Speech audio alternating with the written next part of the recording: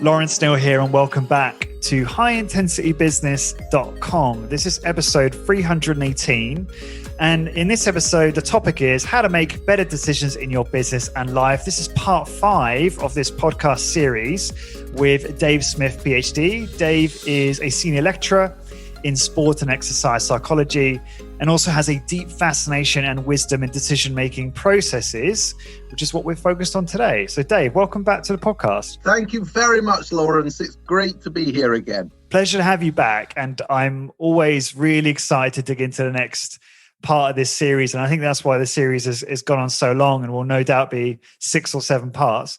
But yeah, I'm really excited to get into this one. So we've got a bit of a list here, the points we're going to cover. So let's kick off with number 1. Or did you want to say something before we get into number 1, which is raise your awareness? I think you maybe had some ideas, yeah? Yeah, I think it might be useful just for your listeners to contextualize it. So, you know, we've spent the last 4 podcasts talking about important things to bear in mind when making decisions, and we've covered a lot of ground. So I think we're now at a point where I can tie things together and start really focusing on practical applications and, you know, take home messages that people can take away and have a go at applying. But so maybe if I say a few words about what I'm going to try to do in the next podcast or 2 or 3 or however many it is, but also make it really clear what it is and what it isn't. So firstly, you know, what I'm not going to try to do is give people a set of rules for successful action, like the kind of things that we've critiqued along the way, you know, the kind of 7 habits of highly successful people kind of thing, which are loaded with narrative fallacy and survivorship bias. And it's not even going to be a set of foolproof ways to always make good decisions. You know, we're human and we'll still make decision-making mistakes because as human beings, we're hardwired to use system 1. And that can always lead to errors, you know, and even, you know, the great Danny Kahneman, you know, the kind of godfather of this area of research, who's done more work on it than literally anyone else on the planet. Even he will tell you he still makes every single one of the mistakes that we've talked about already. So if he makes them all, there's not much hope for us, I think. So, you know, and the other point is, even if we always make perfect decisions, whatever they are, we'll still often get bad outcomes because bad luck can intervene. So, for example, it might be really sensible to take a bet that will pay off an average 95% of the time, but you might be unlucky and be in the 5% of the time where you're going to get a bad outcome. So what I'm going to try to do is to suggest some simple evidence-based tools to improve people's decision-making. And that might not sound too exciting, but actually, given that most people really don't think much about the decision-making processes and certainly don't approach decision-making systematically, if you do, and it improves your decision-making just a little bit, that's going to give you a big advantage over the competition. So what I'm going to try to do... I'm so excited for this, Dave. Go on, that was a great setup. Great, that's brilliant to hear. And you know, I came up in thinking about this with 8 ways really you can sharpen your decision-making processes to avoid common pitfalls. Some of them we've kind of covered before, but I want to expand on the practical application and tie them all together so that I'll give listeners a handy set of kind of take-home messages. The one thing I would say is that listeners who are new to this series, I would listen to parts 1 to 4 first. Otherwise, some of it might not always make sense.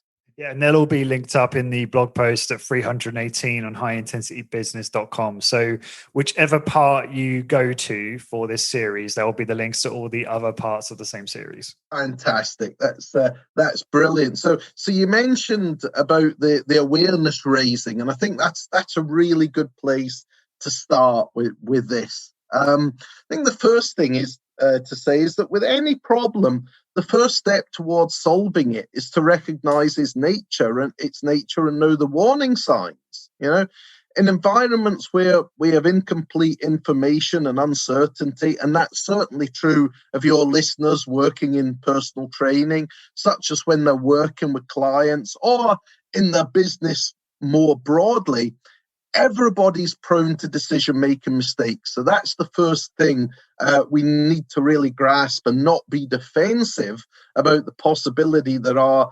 decision-making processes might not be the best. But the thing that really compounds this is something called the bias blind spot.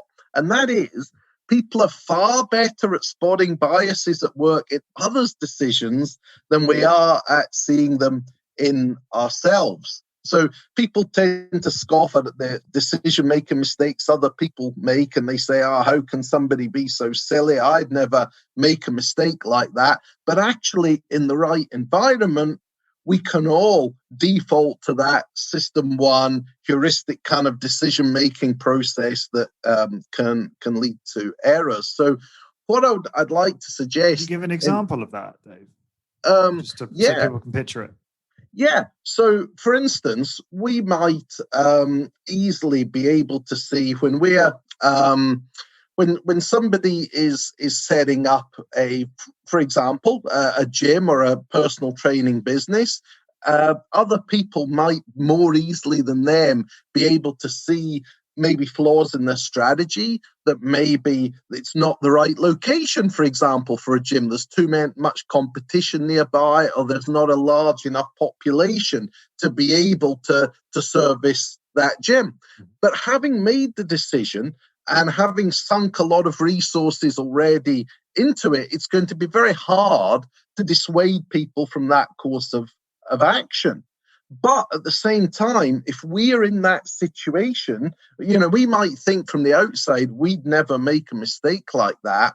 But actually, in reality, we can all be vulnerable. We can see, for example, that there's been a lot of research lately on financial scamming. And one of the main things that's come out of all that work, and it's something that's exploded during lockdown because people are on the internet more, they're on computers, they're seeing adverts, they've often got more savings as well because they're not traveling and spending money socializing.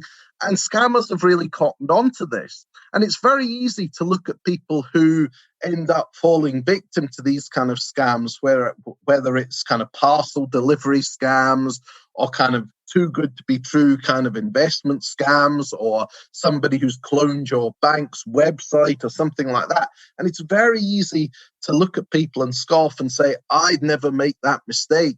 But actually, that's probably not the case, because what the research shows is this doesn't seem to be a personality thing. It's not that there are some people who are much more gullible than others who are more likely to make these decisions. It's the decision-making environment that you're put in. So, for example, if your emotions are running very high and you're pressured to make a quick decision, then anyone can make these kind of mistakes. I've almost fell for numerous scams like that myself, and my fiance finds that very, very entertaining and amusing because I panic, and then she's like, "You realize that's a scam?" And then I realize it is, and I feel very stupid. I consider myself a relatively, I guess, smart. I don't know if I feel arrogant saying that because it's probably not true, but individual who should be able to spot these kinds of things, and yet I fail. But just to back up, Dave, I know I said, and for all the listeners listening, I always say to Dave, let's try and keep everything in a strength training studio context, since obviously many of those listening are strength training studio owners or entrepreneurs in that space. But if you can give a really simple analogy, and if that's easier for you, Dave, I'm cool with that. I don't want to pressure you to provide like the perfect strength training studio example, because sometimes something really basic actually could illustrate the point better than that. So just bear that in mind for future questions. Sure. So, a very simple example would be overconfidence bias. That, we're far more likely to be overconfident in our ability to, for example, run a successful business, to make good decisions, than we are when we're looking at other people who are in the same situation, making the same decisions. So that's one that really happens a lot, and we're gonna talk about some of the biases that we've explored already in a moment. But that's one that happens quite a bit. So we need to be careful that we're not too confident that we're going to be, some amazing business success, whereas, the kind of mistakes that are commonly made, they're things that other people do. It's very easy to get into that kind of mindset where we don't see ourselves like other people. Like I mentioned, I think last time out, we're far more likely, for instance, to believe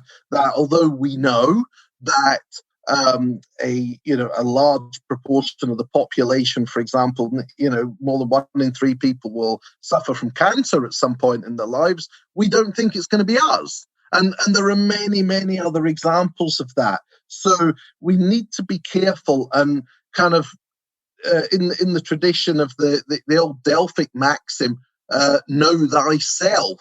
I think it's really important to try to do that. So what I'd suggest is profiling your own biases and blind spots, first of all, so you're aware of them and you can mitigate them. So, for example, what you could do is to construct a list of biases to which you're particularly prone, and, lists of biases and heuristics that are likely to apply in particular situations where you find yourself. So, I mentioned overconfidence bias, but there are loads we've covered on the past 4 podcasts. So we've talked about things like actor-observer bias, the illusion of control, confirmation bias, hindsight bias, the availability heuristic, aversion to ambiguity, anchoring, the just world fallacy, the narrative fallacy, survivorship bias. So, these are all things that we need to be careful of. So another example that might relate well to your listeners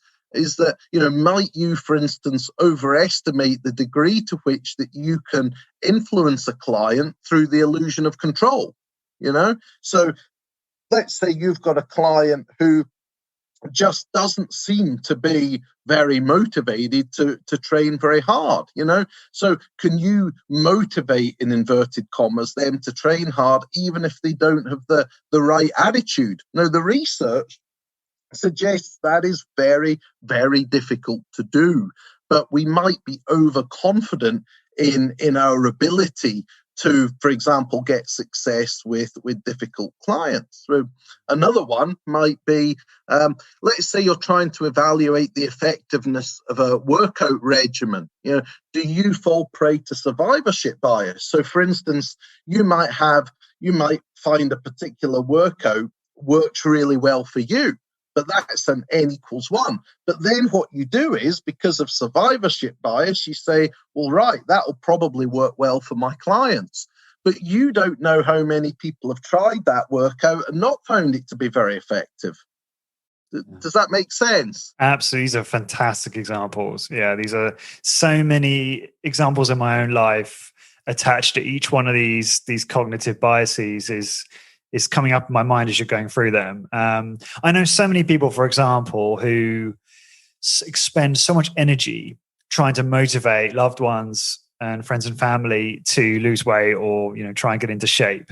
And to think that, the literature from what you're saying there sounds like it suggests that that's mostly all for naught. And I remember speaking to a very well-known and successful health coach. So this is someone who would work with an individual on a one-on-one basis and really provide like a holistic service to help them achieve their health and their body composition goals in terms of like exercise recommendations and diet and lifestyle, stress management, and all the rest of it. And this is someone who really understands motivation, and he would have a pretty good grasp on the psychology, knowing that that's probably more important than his knowledge of any of those areas I just listed. And yet he said to me that unless someone is a self-advocate, unless someone is self-motivated, it's a waste of time. So he used to qualify everyone in right at the beginning and ask a few really poignant questions to figure out if this is something they really wanted, if they're really motivated. And one way of filtering that, by the way, and listeners will be familiar with me saying this on talking about this on previous podcasts, is by charging a very, very high sum of money. If you charge and I'm talking, you got to think how much is someone willing to invest to transform their health, and some people are willing to pay thousands for that, and should be, because it's very important. And so by doing that, for example, that is a demonstration of someone's motivation to achieve a result. And so he would have a certain process to qualify people in, so that he didn't waste his time or their time going forward. So that's just another way. I just wanted to share that to illustrate your point, Dave, because I think that's really useful and just saves a lot of us a lot of time in what we do. Yeah, absolutely, 100%.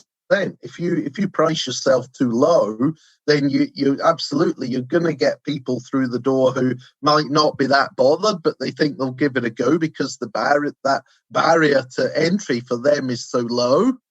And so if you raise that, absolutely, you're raising the bar, and it's likely you're going to get clients that are highly motivated, because they're going to have to be, you would think, to be paying through the nose. So of course the downside of that could be potentially you may get some clients who, because of that, they kind of almost expect you to do all the work. They say, well, I'm paying you a lot of money. And I've certainly had that as a psychologist. You do get people that absolutely do. They say, well, what am I paying you? As a psychologist, I'll say, hey, the success of this is very much going to be down to you. It's not down to me. And they then turn around and say, well, what am I paying you for then? You tell me stuff, but you can't motivate me. You can't make me successful. And I said, well, no, the only person that could do that is you. But I can help you with strategies to achieve that, but I can't do it for you. So I'm sure these are issues that all your listeners have faced in their personal training businesses. Yeah, I think, obviously the primary kind of listener base is those that are running strength training studios and training clients in the studio. Sure. But there are certainly listeners who are more in the kind of health coaching space, or maybe they have an adjunct to their studio where they do health coaching, where it's big ticket, right? Where they're charging thousands of dollars for that. And I can't recall the exact strategy because it's not something I do as a business myself. But I did record a podcast with Tim Drummond, if people are interested in listening to that, if they're in that space. And he's renowned for building his own sort of health coaching empire, weight loss, fat loss empire, but then also helping others do the same. And I can't recall the details, but it's actually, I potentially would challenge you a little bit, Dave, on the price point being so high, because what he found, I believe, is you sort of qualify in those people who have a lot more money, right? And who tend to be more price insensitive to that kind of thing, and actually don't care about it that much. Which is going to contradict my next point, which is there are individuals who he would say actually paying the money. So let's say they're paying 5,000 or 10,000. They're actually paying, and I know we're digressing massively, so we'll get back on track in a minute, but by paying such a large sum of money, that's almost like 80-90% of the result, right? Because if I paid 5,000 or 10,000 for something, I'd be very motivated to get my money's worth.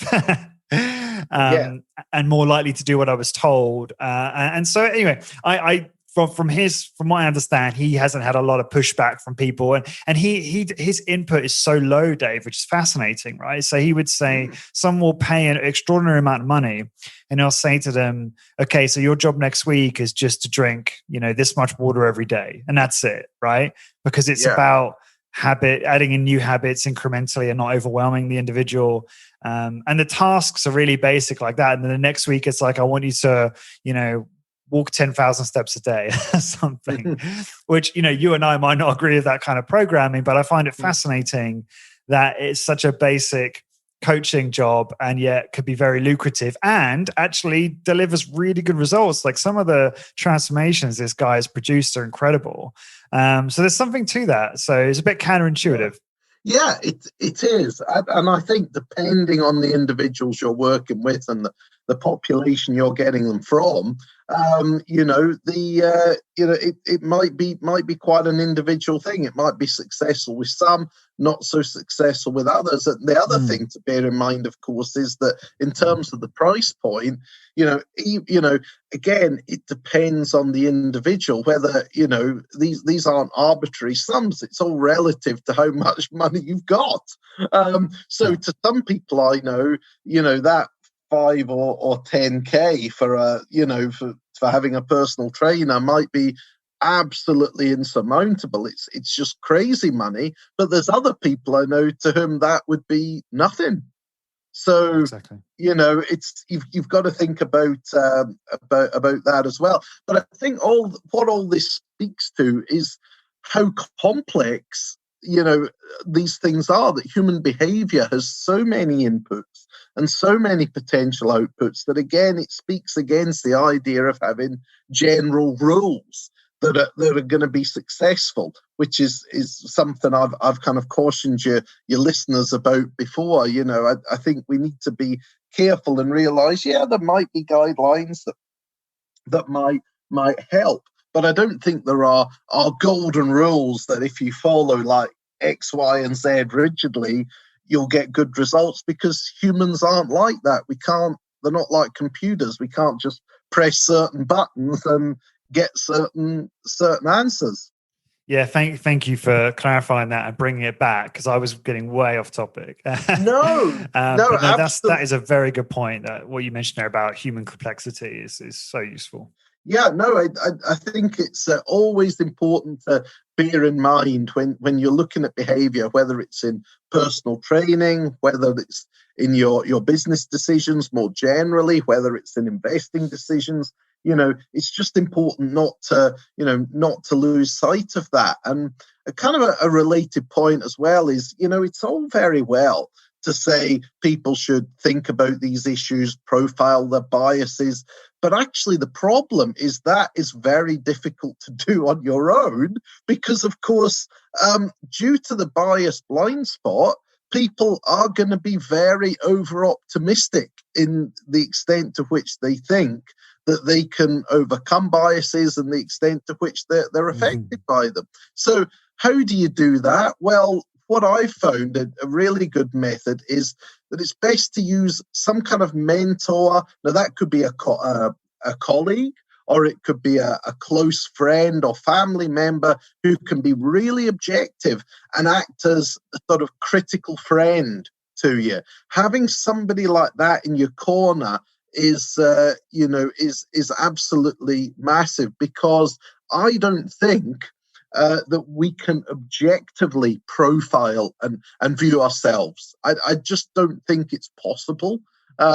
Some people are better at it than others, but we can't be entirely objective. How can we? Because we're inside our own bodies, experiencing what we experience, looking to the world outside and seeing what we see, yeah?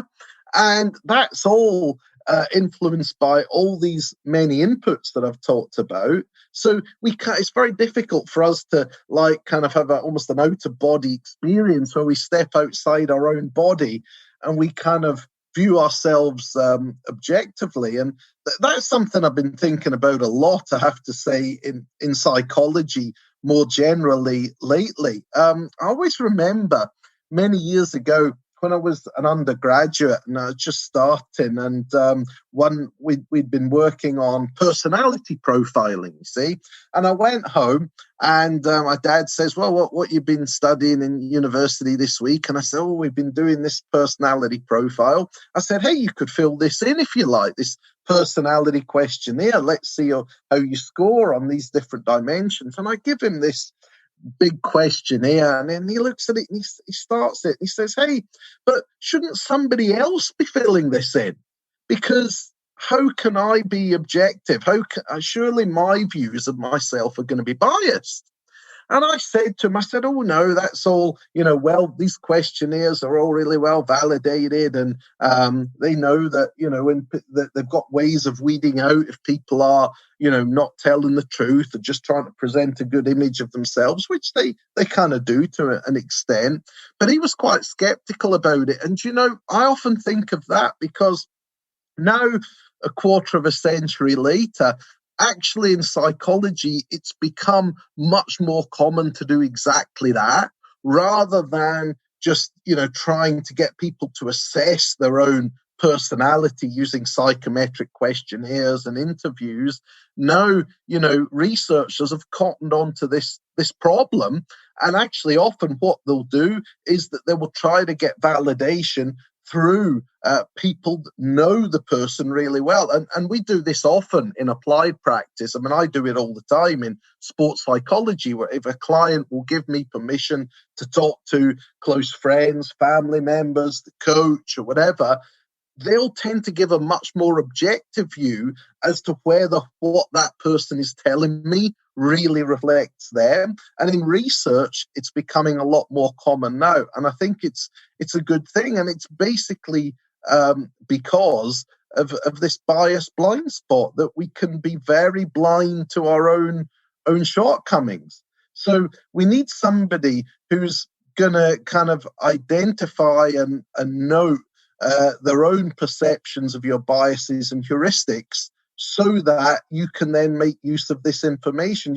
What you could do, you could, with that person, you can work on a biases profile that you can then check when you're making important decisions about your clients, about your business, and about whether these biases might be influencing your judgment in an unhelpful way. So you literally could have a list of biases. I do. And I've got What are some of yours? So, for example, I know that I can be, that I can be quite prone when I'm not careful to confirmation bias. So, therefore, I always, look specifically when I'm making a big decision, whether it's a decision to do with my work or invest in money or a big decision to do with personal relationships, I always then look to see, well, actually, am I just hearing what I want to hear? Am I looking for evidence to confirm what I already think? And am I diversifying my sources of information wide enough so that I'm not just focusing on the particular, on getting the answer that I want to hear? So that's kind of how I do that. And, you could, I mean, for each bias, you could literally then have a whole new set of actions that you take in order to combat those. But with confirmation bias, a lot of the time, that is about having a diversified set of measures and sources of information that you use to try to make decisions. But we all potentially can fall prey to these, but we tend to, some people are very much more prone to some than others. So, for example, if you're one of your listeners, finds it very hard to break away from that survivorship bias kind of mentality where you're very swayed by case studies and examples on maybe your social media feed or from your own personal experiences of training in terms of the most effective exercise methods for clients, then one thing that they might want to do is to force themselves when they're making decisions about clients to read the literature more broadly. And to use a wider set of data rather than n=1 kind of data to make decisions, or n equals a tiny set of clients, to have methods where they look out into the broader world to make those kind of decisions before they make big decisions about their clients' workout routines, etc.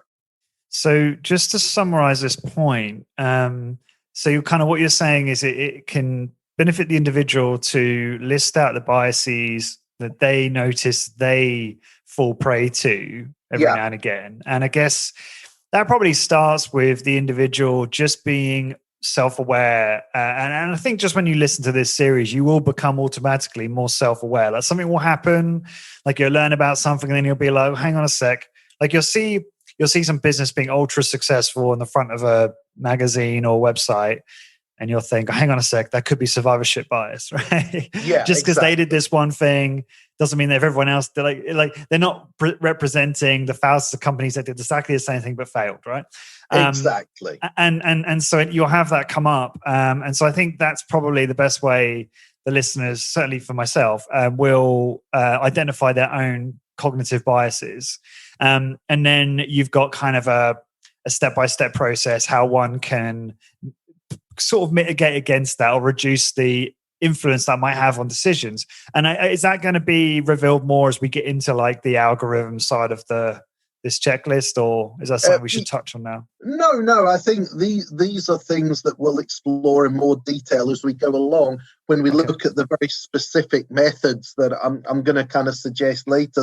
The stuff at the moment is kind of maybe slightly broader, but the specifics of how we might deal with these are things that we'll look at when we talk about things like using checklists and pre-mortem. So it might be best to leave that till then, so we're not repeating ourselves too much. But there is one that I think is worth focusing on here, which is we should always consider what happens once the outcomes have occurred as well. So it's not just about making decisions, it's what do we do after the outcomes have revealed ourselves. And the key thing here is hindsight bias. So I would always advise people to monitor their tendency towards hindsight bias and invite the mentor in this relationship, as well as the person themselves, to challenge suggestions that you knew what would happen beforehand,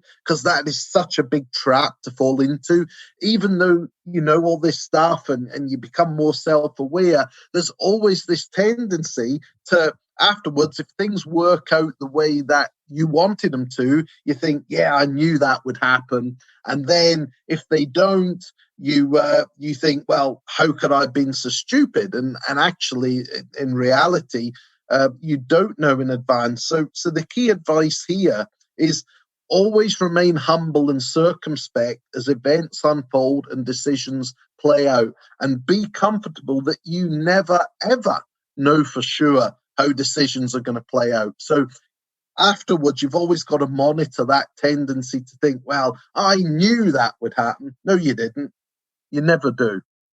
And if I can just hark back for a moment to your suggestion about finding a mentor, a really great sort of objective mentor to give you honest feedback on your own blind spots and your own biases. I think that's a really great piece of advice. If people can find that individual, and I know that individual who often plays that role for me is probably listening to this podcast, and that's Luke Carlson. And I've been abusing that privilege regularly lately, and reading a lot of marketing stuff and sending him some ideas around that, and just getting some really honest, subjective feedback. And he's obviously often revealing things that I'm missing, and it is quite hard to find those individuals. And when you do, you're very lucky, and you obviously want to really nurture those relationships and provide value in return.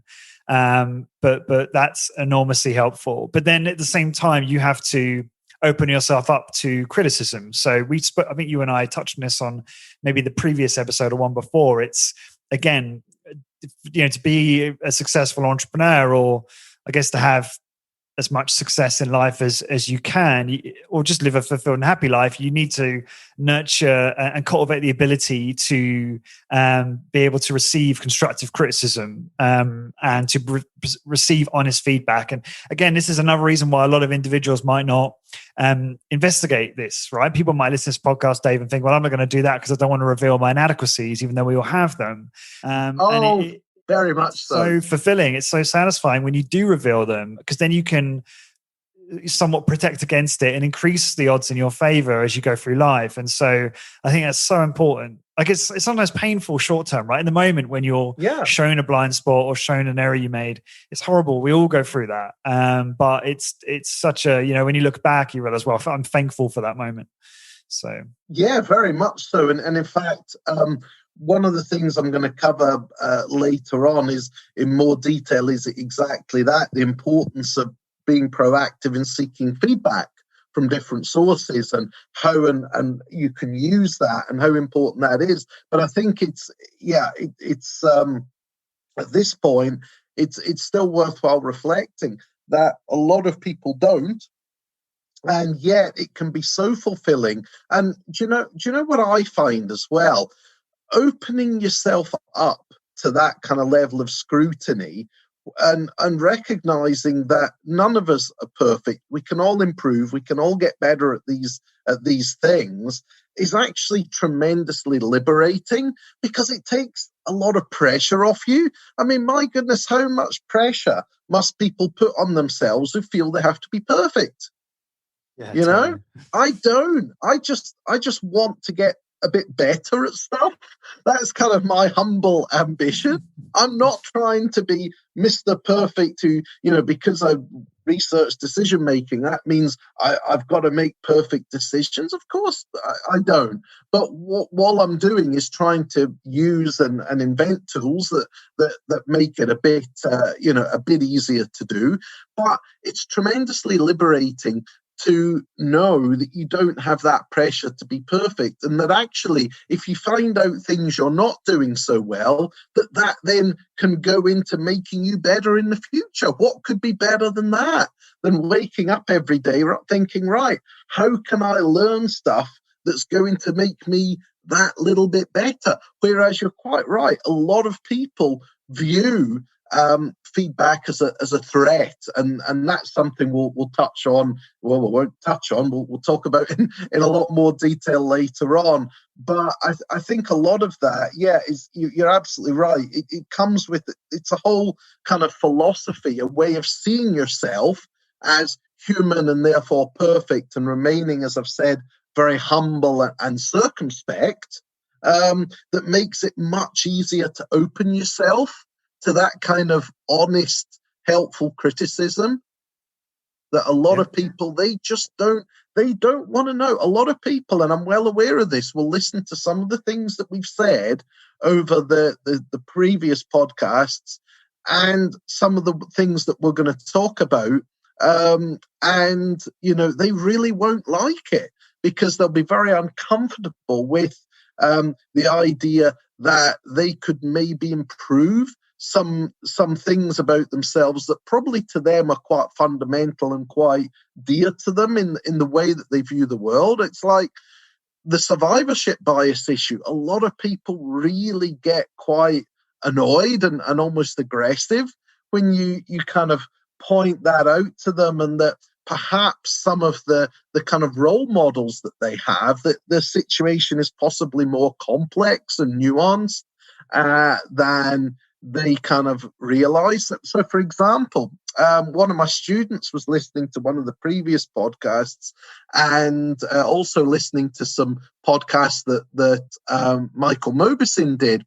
And he said to me, he named a previous student of mine. He said, he should listen to these podcasts. He would get so much from listening to this stuff.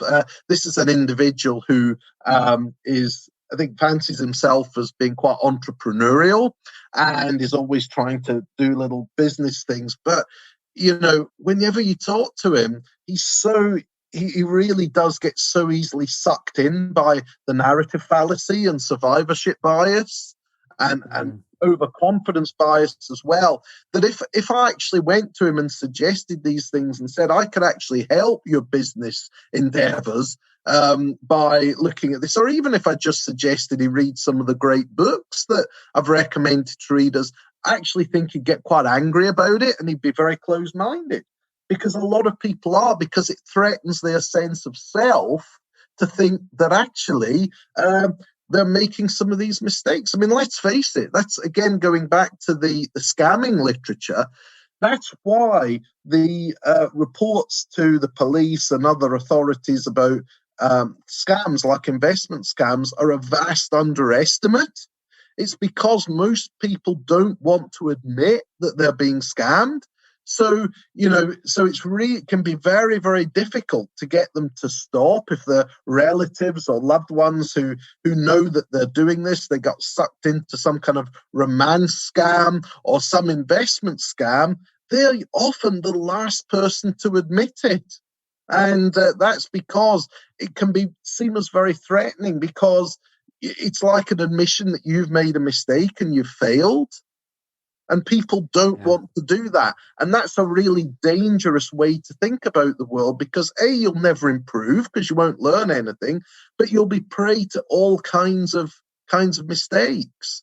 And, some of those, as I say, like the investment scams, there was a TV show on British television just last night about exactly that. And there was a whole, parade of people who'd lost vast sums of money on these things. And it took them a long, long time to realize they were being scammed. And even when they did, it then took them an even longer time to admit it to themselves and then to others.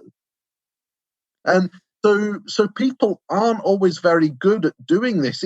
It's one of these things, a little bit like investing, actually, in general, is that it's simple but not easy.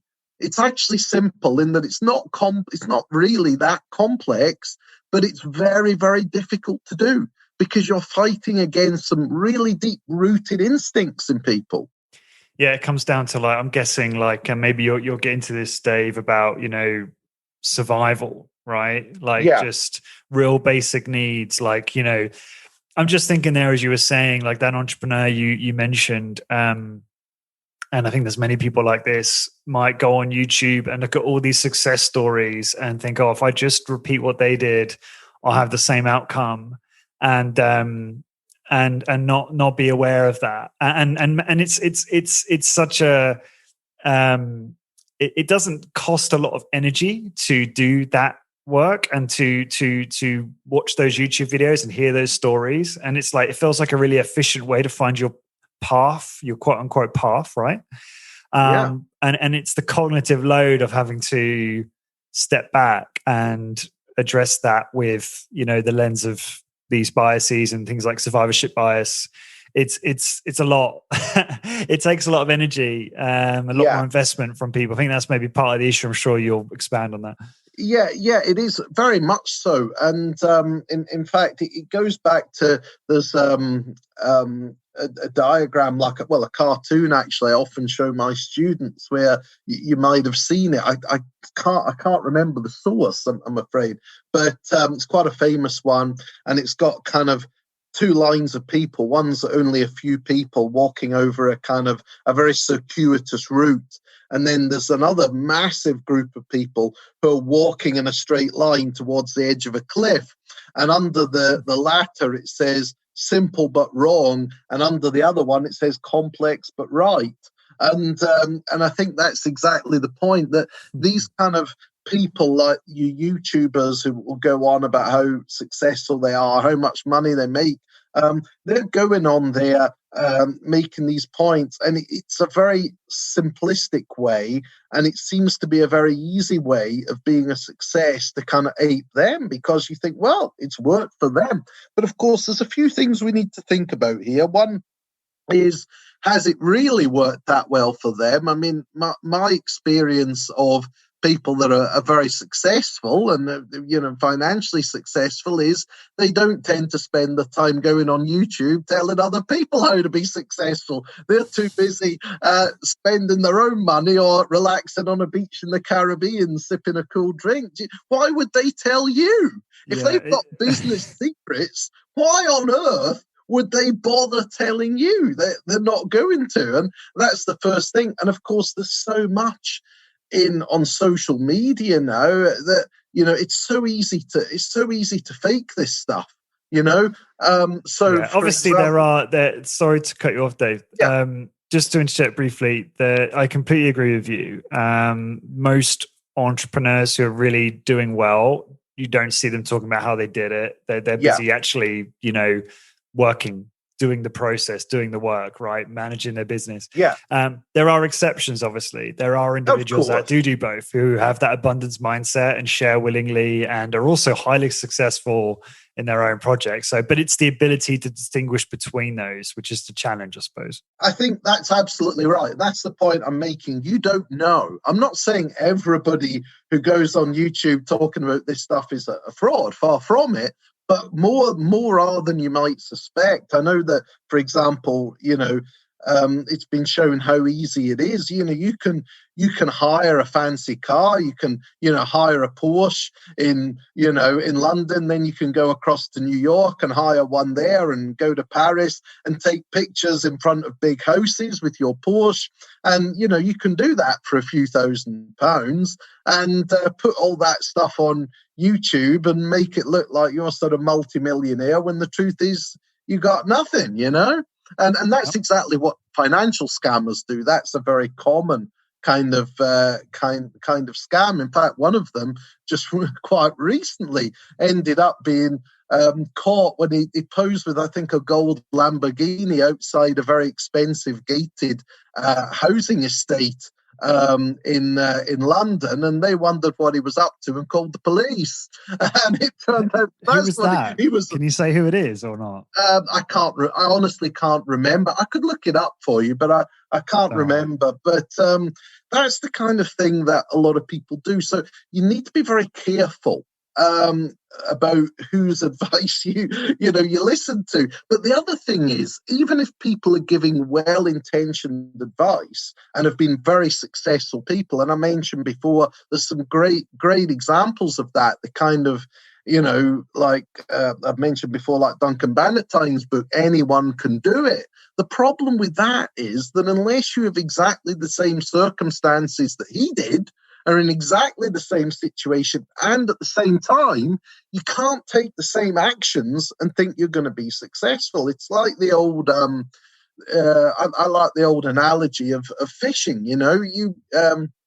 Somebody goes on a fishing holiday to a lodge out in the wild somewhere, and somebody and it's trying to fish, isn't having much luck, and somebody else says, "Oh, you want to go down river? Just you see down there, you want to go down there and fish? I was in there this morning and got an amazing catch. There's tons of fish there."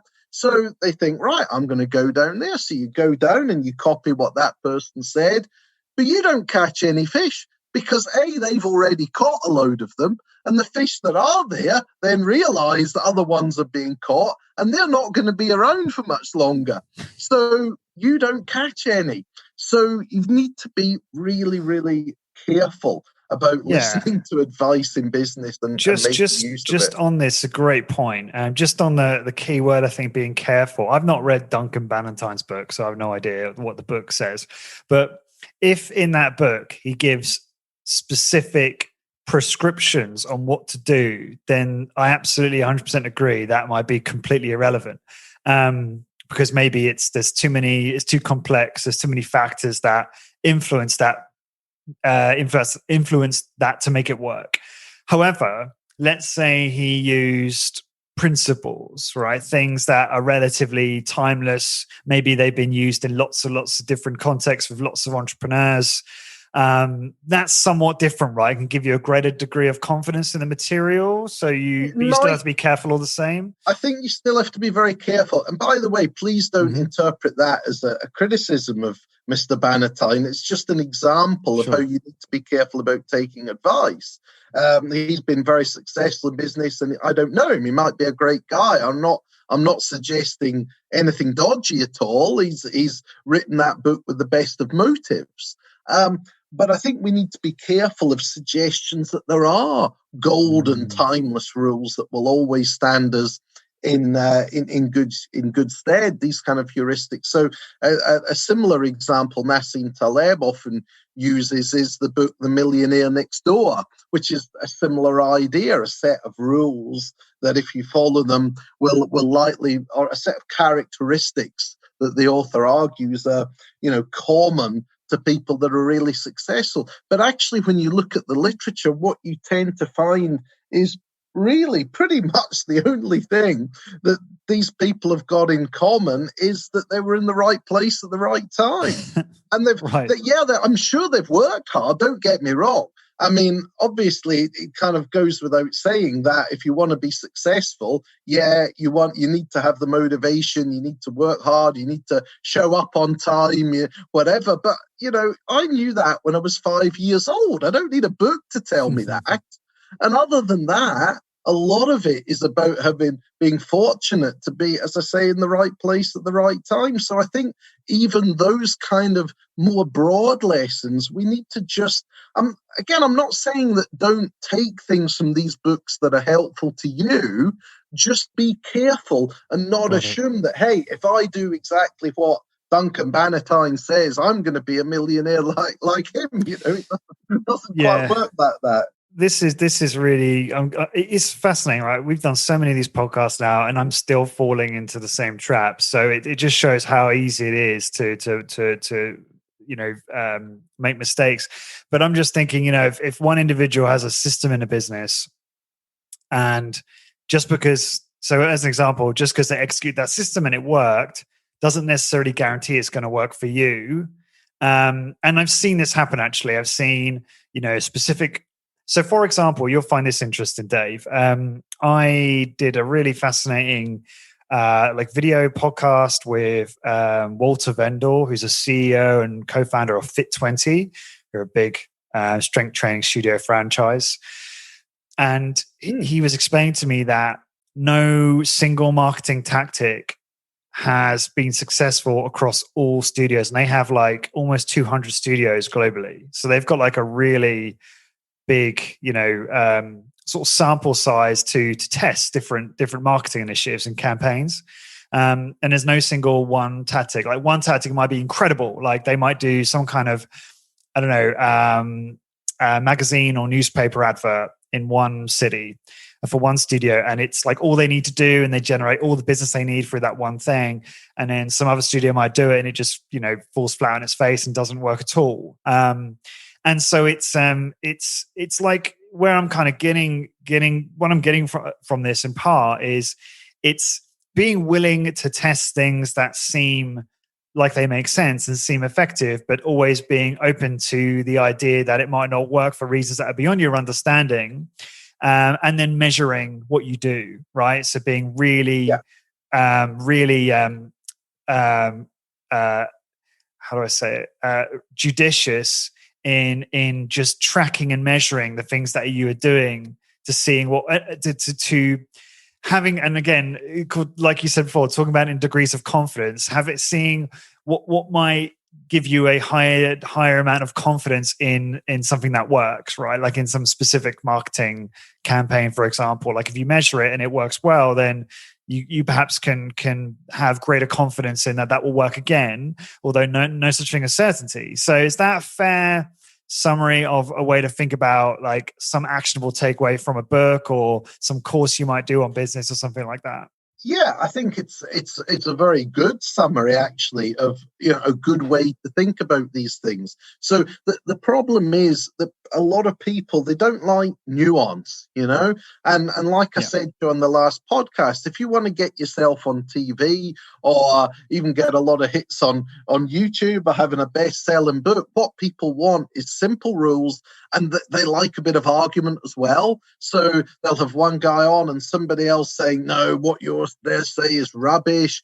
Actually, a more nuanced perspective on this is probably called for.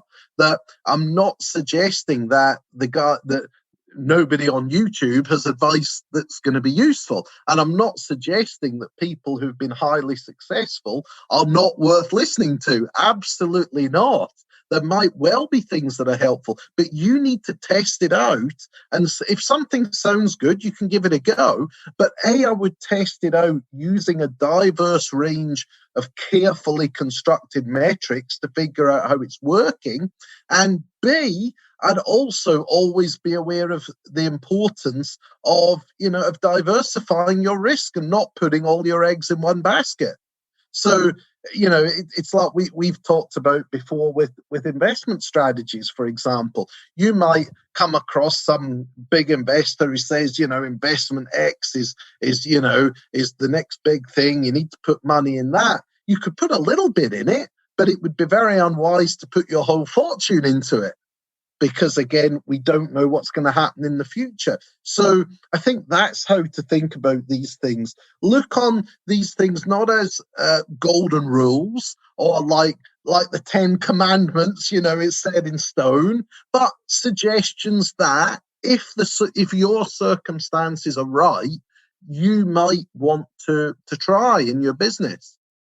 Yeah, thank you for that. That was really beautifully put, and really helped me understand that. So awesome. So we've got like 4 minutes left, Dave, and I think we've only just really covered point one. I've done it again. I'm so sorry, Lawrence. We get into these discussions, although it's great. I mean, I enjoy them, and I would rather do that. I'd rather explore all these issues if it helps your listeners than just try to get through a number of points just for the sake of it, So I'm happy to come back again, and I did figure we'd probably get through at least the first few today, but I'm more than happy to come back and spend more time on some of the others next time. I mean, like you, I've had some really positive feedback on this series, and I don't want to stress about trying to squeeze it all into a specific number of episodes. I like the fact that we can go on tangents because, frankly, it helps me understand it better. And I'd like to think that if I'm asking stupid questions, that other people have the same stupid questions, and so we're helping more people. So I certainly don't mind doing more episodes if you don't. So there you go. But is there anything else? I'm just thinking, like, we've got a couple minutes here before we need to wrap up. Is there anything else you want to say just on raise your awareness, that just so we can, I guess, start the next episode focused on the next section, next point? Yeah, I think there's a couple of things, and one of which I think links really nicely into the next thing that we're going to explore on this. I think the first thing is to really emphasize that knowing your own biases and knowing your tendencies towards making mistakes is very much a strength. It's not a weakness. So I'd really encourage people to think carefully and understand that, you're not the only one. We all have these tendencies. And with some people, it's in more areas than others, or specific areas. Like I might, like I say, be very prone to confirmation bias, and you might be very prone to aversion to ambiguity, for example, or survivorship bias, or whatever it is. And that's fine, but we all have these issues because that's the way that we're built. So, don't feel bad about it. Feel great that you're exploring yourself, you're understanding yourself better, and in the process, maybe you can make your decision making just that little bit better. That, as I've said, in terms of raising yourself above the competition, is actually going to be a huge advantage in practice because so few people do this. And so I think that's one thing. And then the other thing about the idea of the mentor or the critical friend, I think that's one part of a journey towards diversifying your perspectives, which we're going to talk about next time. I think, it's a really powerful way of improving your decision making to strongly consider others' viewpoints and experiences, including their views of yourself, which we've covered on here. Don't be frightened of constructive criticism. Take people under your wing who are going to give you that to help you. And in the next podcast, then I'll kind of expand on that point to talk a bit more about that diversification and how it can be really helpful. Yeah, thank you, Dave. That was a great summary, actually. And I've been asked to provide more podcast summaries at the end. So it's something I'm getting into the habit of asking the guests to do. So thank you for that. That was really great. Dave, best way for people to find out more about you. Well, probably I'm not, as you know, much on social media, although you can find me on LinkedIn, but I don't go on there very much. So probably the best way is old school. Just I'm more than happy for people to email me at d.smith@mmu.ac.uk. And if you want to chat over any of these issues at all, I'm more than happy to set up a call and Careful, we Dave. can do so.